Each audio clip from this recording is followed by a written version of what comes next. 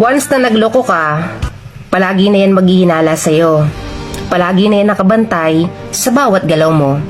Hindi ka lang nakapag-update o nakapag-reply ka ng late, sigurado mag-aaway na kayo. Mararanasan mo sa kanya yung bantay sarado. Yung para kang bata na halos lahat ng galaw mo, kontrolado. Tipong ang daming bawal. Makakaramdam ka rin na sobra ka nang nasasakal. Pero syempre, hindi ka pwedeng umangal. Yung palagi kanyang pinaghihinalaan. Yung alam mo na kaagad na hindi ka papayagan kahit hindi ka pa nagpapaalam. Nakatahimik ka, tapos bigla niyang maaalala yung kasalanang nagawa mo. Tapos sasabihin mong paranoid, kaya mauwi sa pagtatalo. Ang hirap, no? Bakit siya nagkaganyan? Dahil yun sa'yo. Hindi yan magbabago kung nag-isip ka muna bago ka nagloko. Bakit ka pinatawad kung ganun lang pala ang gagawin sa'yo? Nahihirapan ka sa sitwasyon mo?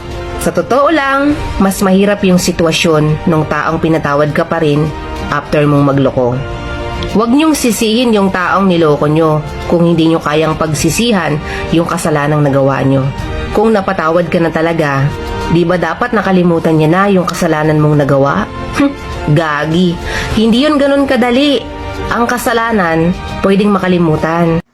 Alam mo ba, bago mo lukohin ang asawa o partner mo, pag-isipan mo munang mabuti ang gagawin mo. Kasi ang pagsisisi ay laging nasa huli. At pag niloko mo ang partner o asawa mo, lalo na pag may mga anak kayo, ang unang isipin mo, ang kapakanan ng mga anak mo. Dahil sila ang unang maaapektuhan sa gagawin mong panluloko. Huwag mong iparanas sa anak mo magkaroon ng broken family dahil mahirap mapunta sa sitwasyon na hindi kayo buo. Lagi mong isipin ang kapakanan ng anak mo bago mo isiping magloko. At huwag mong iparamdam sa partner mo na may kulang sa kanya kaya ka nagloko.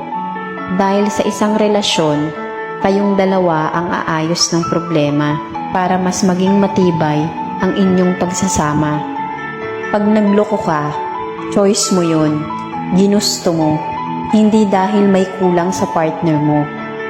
Hindi ka lang talaga marunong makontento dahil kung kontento ka sa kung anong meron kayo, pag-uusapan at aayusin nyo ang problema at hindi solusyon ang magloko kasi hindi mo inaayos, mas lalo mo lang pinalalala.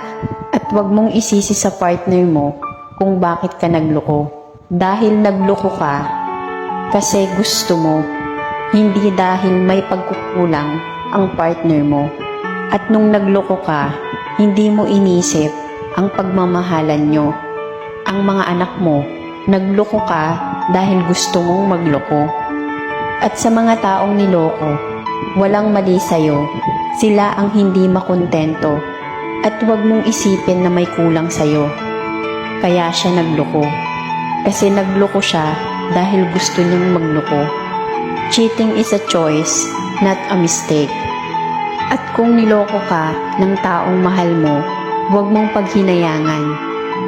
Mahalin mo ang sarili mo, at pag mahal mo ang sarili mo, makakahanap ka din ng taong magmamahal sa'yo, na mamahalin ka ng totoo, at magiging tapat, at magiging kontento sa pagmamahalan nyo.